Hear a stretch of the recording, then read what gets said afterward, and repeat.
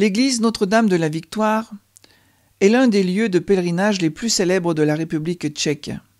C'est notamment là que se trouve la statue de cire du petit Jésus de Prague, d'origine espagnole, objet de dévotion des pèlerins du monde entier. L'enfant Jésus de Prague est une statuette votive en cire d'une hauteur de 47 cm, représentant un Christ enfant aux traits charmants, dont la main droite fait un signe de bénédiction et la gauche tient une sphère surmontée d'une croix. Originaire d'Espagne, elle fut reçue en dot par la duchesse Maria Manrique de Lara lors de son mariage avec un noble tchèque en 1556. Sa fille, Polyxena de Lobkowicz, l'offrit en 1628 au monastère des Carmes déchaussés, lié à l'église Notre-Dame des Victoires. De nombreux miracles lui furent attribués à l'époque baroque, notamment la protection de Prague lors du siège des Suédois en 1639. Elle fut portée en procession autour des églises de la ville en 1651 et solennellement couronnée en 1655 par l'archevêque de Prague. Elle fait toujours l'objet d'un culte fervent de pèlerins du monde entier. Sa célèbre garde-robe est riche de plus d'une centaine de vêtements précieux offerts par des pèlerins illustres ou anonymes. Les plus beaux manteaux brodés ainsi que de nombreux objets liés au culte de la statuette sont visibles au musée de l'Enfant Jésus de Prague, situé dans l'église derrière l'autel principal au premier étage. Le bâtiment lui-même, à l'histoire mouvementée et originale, est remarquable au plan architectural.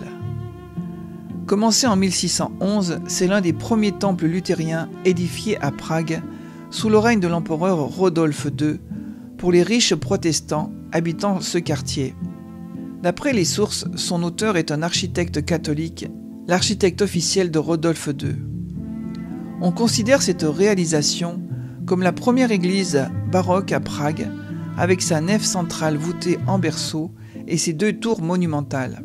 Après la défaite tchèque de la Montagne Blanche, l'église est alors prise aux protestants, donnée à l'ordre catholique des Carmes déchaussés et rebaptisée du nom de Notre-Dame de la Victoire. Les Carmes modifient le plan de l'église en la réorientant radicalement. L'église est désormais tournée vers la rue.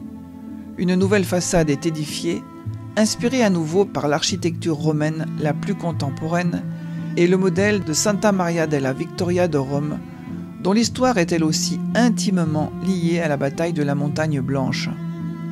Les deux tours du projet de Filippi ne furent jamais terminées et l'ancienne façade remplacée par un chœur très traditionnel aux arcs brisés gothisants. L'horloge astronomique de Prague est une horloge astronomique médiévale qui se trouve sur la place de la Vieille Ville, située sur le mur sud de l'hôtel de ville. Dès que sonnent les heures, des centaines de personnes se pressent à ses pieds pour l'observer s'animer et la photographier. L'horloge aurait été construite par Nicolas de Cadao le 9 octobre 1410 et remaniée par le maître Janus de la Rose vers 1490. La légende veut que l'on ait crevé les yeux à l'horloger Anus pour l'empêcher de reproduire son chef-d'œuvre ailleurs. L'horloge s'anime toutes les heures jusqu'à 21 h. Les 12 apôtres défilent au-dessus du cadran du haut, servant à lire l'heure, tandis que le cadran du bas affiche le saint du jour ainsi que les signes astrologiques. La tour poudrière est un des édifices les plus connus de la ville de Prague. Elle est la limite entre la vieille ville et la nouvelle ville. Dès le XIe siècle, une des 13 portes des fortifications médiévales de la vieille ville se dressait à cet endroit. En 1445, le magistrat municipal décida d'offrir une nouvelle tour au roi Vladislas II Jagellon, qui en posa la première pierre cette année même. L'édifice, inspiré de la tour du pont de la vieille ville de Peter-Praller, n'avait pas de véritable fonction défensive. Sa riche décoration sculptée devait ajouter au prestige du palais royal adjacent qui se trouvait sur l'emplacement de l'actuelle maison municipale. La construction s'interrompit au bout de 8 ans quand des émeutes chassèrent le roi de la capitale. La tour prit son nom actuel au XVIIe siècle quand elle devint un dépôt de poudre. Gravement endommagée pendant l'occupation prussienne de 1757, elle fut presque entièrement reconstruite en 1876 par Joseph Mocker dans un style néogothique. La place Wenceslas est l'une des principales places de la ville et le centre des communautés commerciales et culturelles de la nouvelle ville de Prague.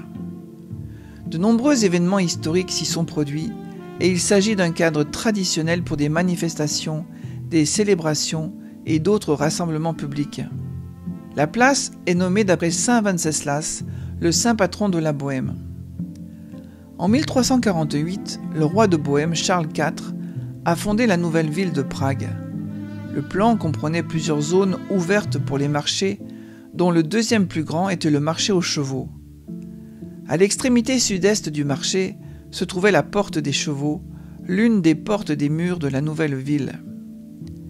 La statue de Saint Wenceslas se trouvait autrefois au milieu de la place Wenceslas. Elle a été déplacée en 1879. Pendant le mouvement de renaissance nationale tchèque au XIXe siècle, un nom plus noble a été demandé pour la rue. À cette époque, la place a été renommée et une nouvelle statue de Saint Wenceslas a été construite en 1912.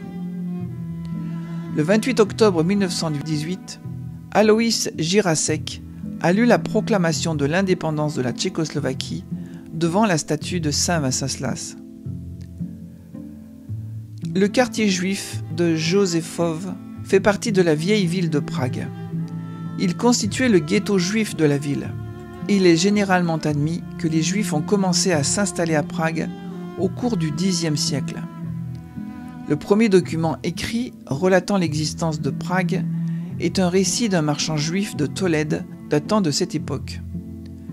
Le premier pogrom connu y fut celui de 1096 à l'occasion de la première croisade. Puis les Juifs se concentrent dans un quartier muré. En 1292, le roi Ottokar II de Bohême publie le statut des Juifs qui donna un statut d'autonomie administrative à la communauté juive. En 1389, plus de 3000 Juifs sont massacrés pendant la Pâque lors de l'un des plus sanglants pogroms contre cette communauté. Le ghetto connaît une grande prospérité vers la fin du XVIe siècle. Cela coïncide avec la vie de Mézel, maire du quartier juif, devenu ministre des Finances et qui avait fait fortune. Sa générosité aide au développement du quartier juif et on lui doit entre autres la synagogue Mézel qui porte son nom. En 1850, le quartier est renommé Josefstadt selon le nom de l'empereur Joseph II qui émancipe les Juifs en publiant un édit de tolérance en 1781. Une grande partie du quartier est démolie entre 1893 et 1913, suivant une initiative qui voulait s'inspirer du modèle parisien du baron Haussmann pour remodeler et assainir la ville. De ce fait, le quartier est coupé en deux par une longue artère rectiligne, avenue de Paris. Il ne resta à l'issue de ces travaux que 6 synagogues, le vieux cimetière et la mairie de la ville juive, construite en 1568. Sous le Troisième Reich, les nazis, souhaitant faire de Josefov un musée exotique d'une race éteinte, rapportèrent des objets issus du pillage des synagogues de toute l'Europe centrale afin qu'ils soient exposés ici. Certains de ces objets en déshérence forment la base des collections du musée juif de Prague. L'église Saint-Jacques le Majeur de Prague est située dans la vieille ville. Elle a été reconstruite dans un style baroque après la destruction en 1689 par un incendie de l'édifice gothique préalable. C'est une église conventuelle du monastère des Frères mineurs. Le château de Český Krumlov est un château situé dans la localité homonyme en République tchèque. Sa construction remonte au XIIIe siècle, quand un premier château fut construit par la famille Witigonen, la branche principale de la maison de Rosenberg. Au XVIIe siècle, à la suite de l'extinction des Rosenberg, la région est confiée à Hans Ulrich von Egenberg par l'empereur Ferdinand II du Saint-Empire, et Eggenberg est nommé duc de Krumlov. Quand la descendance mâle des Eggenberg s'éteint en 1717, le château et le duché passent sous la domination de la maison de Schwarzenberg. En 1947, la propriété est transférée à la province et en 1950 à l'État tchèque. L'ensemble de l'édifice est déclaré monument national en 1989 et est inscrit sur la liste du patrimoine mondial en 1992. Le théâtre baroque, qui est situé dans la 5e cour du château, est un des théâtres baroques les mieux conservés.